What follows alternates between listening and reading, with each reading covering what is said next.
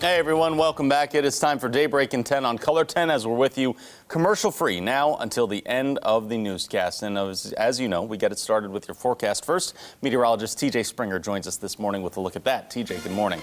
Good morning, Joe. Happy hump day. Some changes are on the horizon. We've been talking about it all morning and we will continue to talk about it. Going to be our big weather headline as we progress throughout the next 36 hours or so. We've seen the clouds thicken up, and with the winds increasing as our next storm system moves in, we've been stalled in the 40s, and we're really not going to bottom out much more, and we're not going to rise much more today as this moisture continues to work in from the west. Seeing that along the I-49 corridor as we speak, and that's where it's going to hang out really through about mid-morning. I think by lunchtime, we'll have some of that around the metro, and some of this might not be hitting the ground in the strongest or heaviest of bands, so it is likely hitting the ground, and we'll continue to see it work on in from the west through our Wednesday.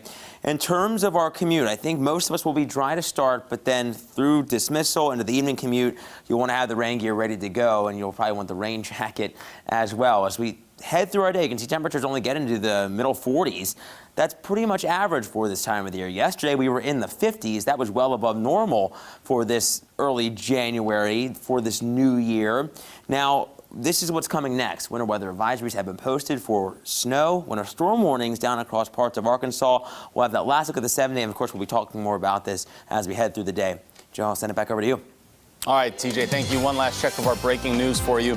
One person was taken to the hospital this morning after being rescued from a house fire. It started at about 4:30 in the 1000 block of East Commercial Street. Someone passing by the home noticed it and called it in.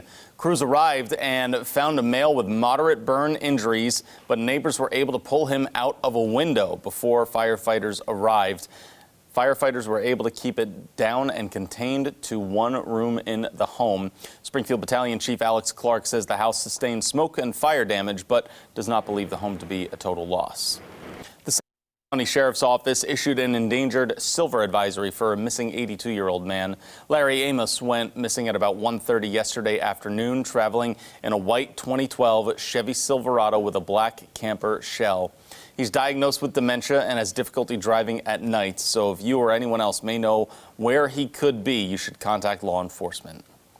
The cold weather is going to stay with us for a while now, and you'll want to bundle up before you get out the door, but some people in our community aren't able to do that. That's what coat drives are trying to fix right now, especially in our area, as David Chasnov is with us this morning from CarFi, who is hosting one all winter. David, how successful has that been? Joe, it's been wildly successful. Actually, the owner just stopped by, and on top of this being around for 4 years every winter, he tells me that last year they were able to donate 3,000 coats to people here in the community. Truly a wonderful thing. Now, he also tells me that the woman who helped organize this, her son used to be homeless, and that made her want to help others. We're just feeling a lot of kindness from people. I think it really gives them a sense of meaning to be able to drop by here and see what we're doing. They're seeing good works in action out here on the street. We really want to encourage other businesses to take this on. It's not a lot of work. It is so helpful in your neighborhood and in your community. Outside the Reba Brew's shop, you can either drop off or pick up a hat, scarf, or coat. People can stop by her coat drive at any time. Now, another business doing something similar is VOGUE Cleaners. The business organized a drive for socks, blankets, quilts, coats, and backpacks for the connecting grounds and the rare breed.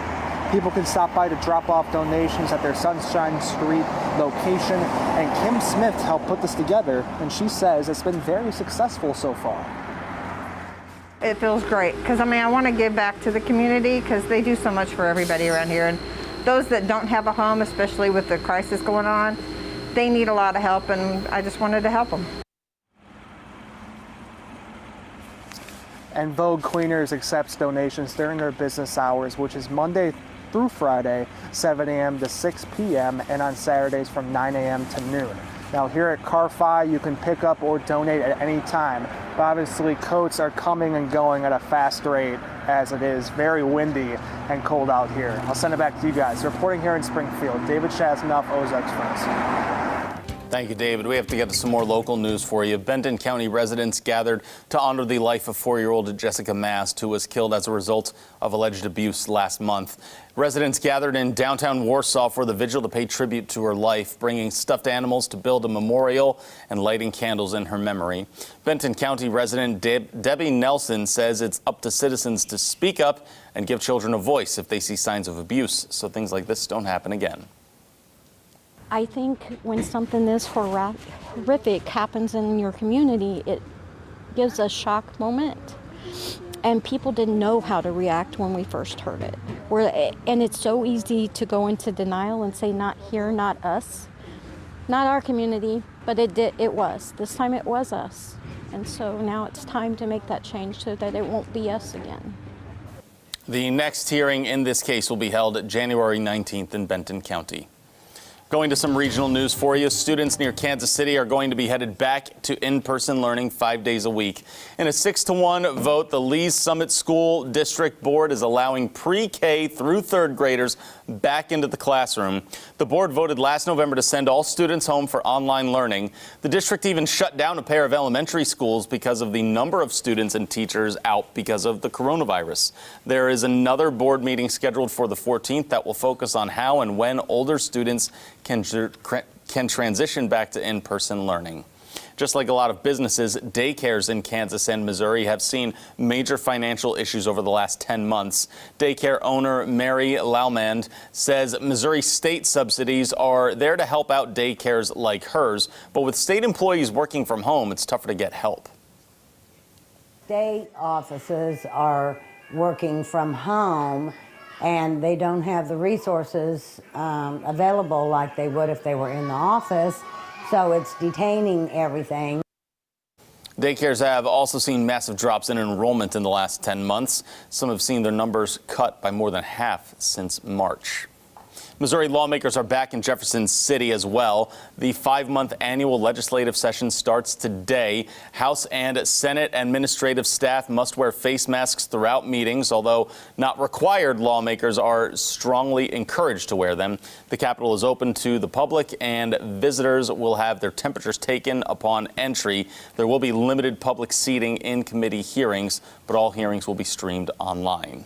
Family Video has announced more than 200 of its remaining locations will close for good. Your last day for rentals is actually today. An employee at the Family Video in Springfield confirmed that the locations are included in that closure. Stores will remain open, though, until March 1st in order to sell off their remaining inventory. Let's take a look now at what's coming up for you on CBS This Morning. Coming up, can Democrats gain control of the Senate? We'll speak with Georgia's projected Senate runoff winner, Raphael Warnock. Plus, Bianca Smith takes the field as the first black woman to coach for a professional baseball team. Coming up on CBS This Morning. All right, and the winter weather is the main story for the rest of the week, right? It is, Joe. Yeah, winter weather advisories and winter storm warnings have been issued across the area. That's going to be our big headline. Cold heading into the weekend. We'll be keeping tabs on it all. All right, everyone, get that weather app up and running. Thanks for starting your day with us on Daybreak.